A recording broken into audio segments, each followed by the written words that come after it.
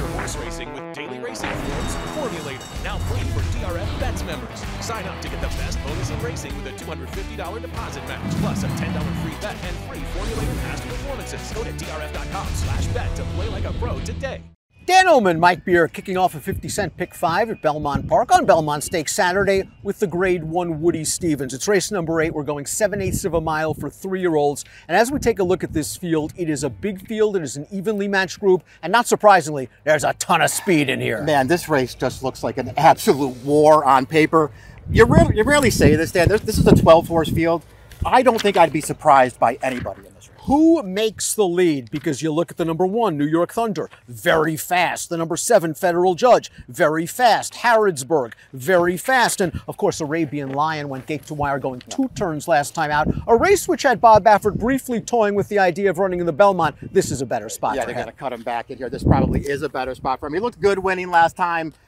We'll see what kind of price you're going to be able to get on him in this race. Feels like he's going to take some money. And I think he still has something to prove at least, Dan. But he's an interesting horse. As far as the pace goes, really don't know who's going to be on the lead in here, but it does feel like the number 1 New York Thunder, despite everything that's working against him in here, he's got to go from the rail. He's got to go from the rail, and one of the things working against him is he's never run on dirt before. 3 races, perfect in all 3 starts, has looked good in those races, but 2 of them came on synthetic, 1 on turf. He's got figures, it looks like he's got talent, but under the gun from the rail, he's going to be taking more heat than he's ever faced. I mean, it might be just way too much working against him in here, Dan. Having looked at all 3 of his races, I really like this horse. I think this horse is actually really good. Can he get 7? Can he do it in a Grade 1 on dirt for the first time against a field like this one with tons of speed to his outside? It feels like there's way too much going against this horse, but I think he's talented. He was super impressive winning his 3-year-old debut last time, and he's bred for dirt. Nyquist, second dam, assisted a Grade 1 dirt sprinter MC. I think he's going to handle it. Yeah, we just saw him air in the Woodstock in his seasonal debut. Talented? We'll see if it's a bit too much too soon. We always like horses cutting back going 7 furlongs, especially in races where there's plenty of speed. And that's the case with the number 2 Gun Pilot, who's only sprinted once in his career. It was his debut going 7/8. He won it. He was up close to the pace that day. Last time out in the Pat Day Mile, sort of an even performance behind a couple of these, but I think he gets the right setup, and I think he's very sneaky at a big price. I agree with that. He's a horse you could easily use somewhere at a big price in here. The 1 sprint start did come in his debut. It wasn't a fast race, but he did look good winning. It's been sort of a mixed bag since then. I think there's some good performances in there and then some that aren't so good. He ran okay in the Pat Day Mile last time, though, Dan. He was wide. He was off the pace a little bit. He did finish behind 3 of these same rivals, but I did not think he ran poorly in there. Arabian Lions finally put it together, it appears, in his last 2 races. In the Lexington 2 starts back, he looked like he was a winner turning into the stretch. And it took a pretty promising horse first mission to come up the rail to beat him in that short stretch at Keeneland. Last time out in the Sir Bart, he really couldn't help but win that race. It was a short field. He was the lone speed. He went to the front and he dominated. He did get a big buyer speed figure. They've always had high hopes for this horse. Now cutting back to 7, he's going to be facing a much faster pace than he dealt with last time out. He's that figure, these connections, that means he takes money. And I'm not sure I want to take a short price. Agree with all that stuff 100%. I don't want a short price on him. Win or lose, and I recognize that he could win this race. I don't really care about his Sir Barton last time, and I don't care that he earned a big figure for it. He was supposed to win that race. He did.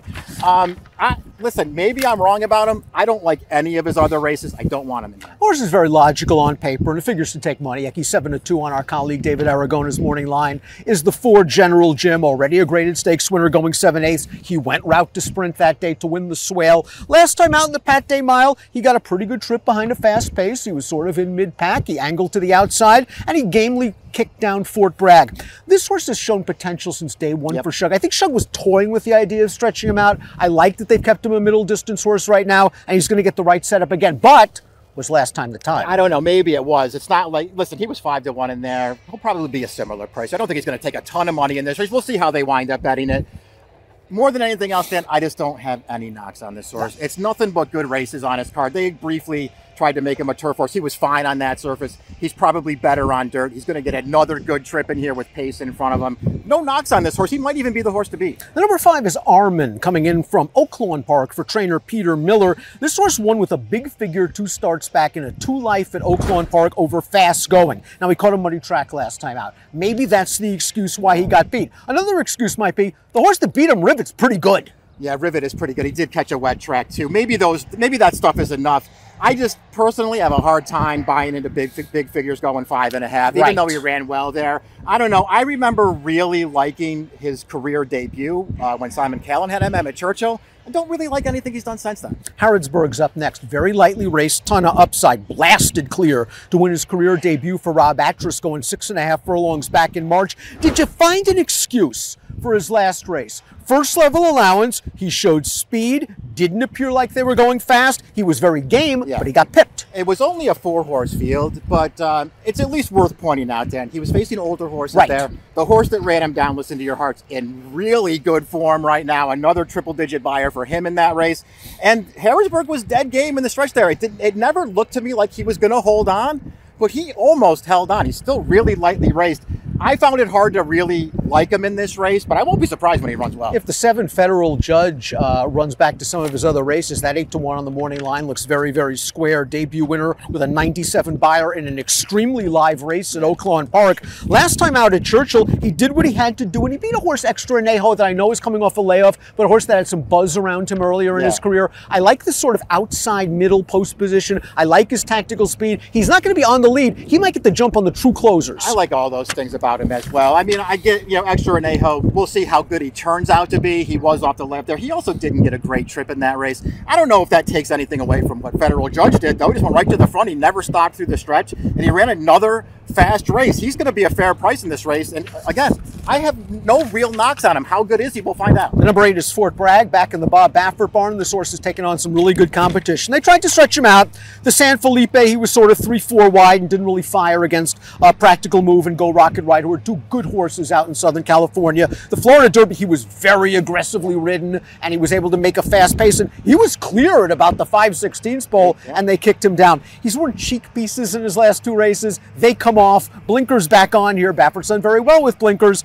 He was game in the Pat Day Mile last time out. I think this horse has found his niche as a 7 furlong miler. Yeah, I agree with that. I think the shorter distances might really help this horse. Listen, I thought he was pretty good early on anyway. He just felt like the kind of horse who was learning as he went along. He was very green in a lot of his earlier races. I think he's over that kind of stuff. He ran a super race last time going the 1-turn mile in the Pat Day Mile. 99 buyer. It took a huge effort from General Jim to beat him. From Fort Bragg to Fort Warren, who was a debut winner for Baffert. Looked pretty good doing it at Santa Anita, then did not run well at all in the Grade 2 San Vicente. Second time out, transferred to Brittany Russell. This horse looked good winning this race at Pimlico. A first level allowance. And Johnny Z from Albany, the horse that he beat, a pretty fast horse, a pretty nice horse, a pretty underrated horse. Fort Warren, I think, can do better from a speed figure standpoint. I think it can, too. Pretty game performance there to get the job done, too. And I like that he did it from off the pace stand, because that could be important here. His career debut, I don't think that's one when he was still with Baffert. I don't think you're going to be blown away by it, but he earned that victory. He had to turn away a couple of different challenges and still won. Dark Vector aired in this maiden special weight, although it was off the turf for the 7/8 of a mile distance on May the 21st. But still he won by 10, and this came on the heels of an 84 buyer performance 2 starts back. If the track is wet, he's going to like it. This is a big ask from a class standpoint. Yeah, he feels like one of the horses in here who's in pretty tough. He's going to have to improve again. He also likes to be forward in his races, and that may not work out for him here. So we'll see how he's going to stand up to all that stuff, but he's going to be a huge price. I am very interested in the 11 Victory formation turning back in distance. I think he's going to be a sprinter around 6.5 to a 1-turn mile in his career. He got a very easy trip when he won the Smarty Jones, and he might have been dressed up going into the Risen Star. He did chase a pretty fast pace in that race. He didn't run well, and here's his most recent start where he gets kicked down by Red Route 1, but he set a good pace that day. They're going to take him back, I think, and try to stalk. Yeah, they might not have any choice here. Going 7 furlongs against some fast sprinters. He might not be able to make the lead in here even if they want it. He did run pretty well last time. A couple of horses who we're going to see later in the Belmont Stakes just got by him at the end. It was a good performance. I'm with you. I feel like turning back to a shorter race could actually help him. I just don't know how good I think he is. I think there is a scenario where this pace is electric, it falls apart, and a horse like the number 12 Gilmore is coming widest and fastest under IRAD to take the money at a big price. He was second in the Bay Shore 2 starts back going 7/8. He was third behind General Jim last time out, so he can kind of step at this level, and it was finally nice to see him earn a fig last time. Yeah, it was a fast race. He was off that pace, and that pace was pretty strong in there, but he was also extremely wide around the turn. Even wider when that field came into the stretch, and he kept coming to the end. I thought that was actually a pretty good performance. A step in the right direction. I'm going to use this horse. I think he's going to be a good price, and I think he can win. I was just a little disappointed in his base short. It felt like he was running when that race was already over. How good is Drew's goal? Well, we're going to find out because he's going to have to overcome a very tough outside post position, post 13. What I do like about Drew's Gold is he's very adaptable to any sort of pace scenario. He can go to the front as he did in this race, the Gold Fever last time out, going 3/4. He can sit from off of the pace. Occasionally he breaks slowly, and he can't afford that from this outside post. There's a chance he could kind of break out. Yeah, we need him to get out of the gate sharply in here, and we'll see if he can just take one more step forward. He really improved winning that Gold Fever last time. I'm not going to deny it. I don't know how much I really think of that field. I'm not sure that I feel like that was a great field. He looked good winning. He's looked good winning all 4 of his starts so far, Dan. There's no telling how good he is. We'll see what kind of price he is. I don't think I would take less than the morning line. If you believe the fig, though, you're getting a 98 buyer speed figure on a horse that might be something like 10-1 at post time, and he breezed in 58 and change the other day. Top pick time for the Woody Stevens. I think this race is going to be a war from a pace standpoint. I love General Jim's professionalism. I like his class. I think he's going to run another bang-up race. Yep. I'm not sure I want to take 7-2 on him, but if he's 9-2 or 4-1, maybe. I have no argument with him. I got him in there as well. More than anything else, that I sort of sided with those Pate Mile horses. I have Fort Bragg on top, but I've got General Jim in there. I feel like he's going to run another good one in this race. I threw the 1 in there, New York Thunder. I get that there's a lot working against him. I think he's going to be a big price. I think that horse has talent. Very curious to see how Drew's Gold fares from post 13. Very curious to see if Harrodsburg, who I think fits well from this level, moving up off of his last start, can do as well at a price. I'm going General Jim. Mike's going Fort Bragg. We like the horses turning back out of the Pate Mile. Good luck.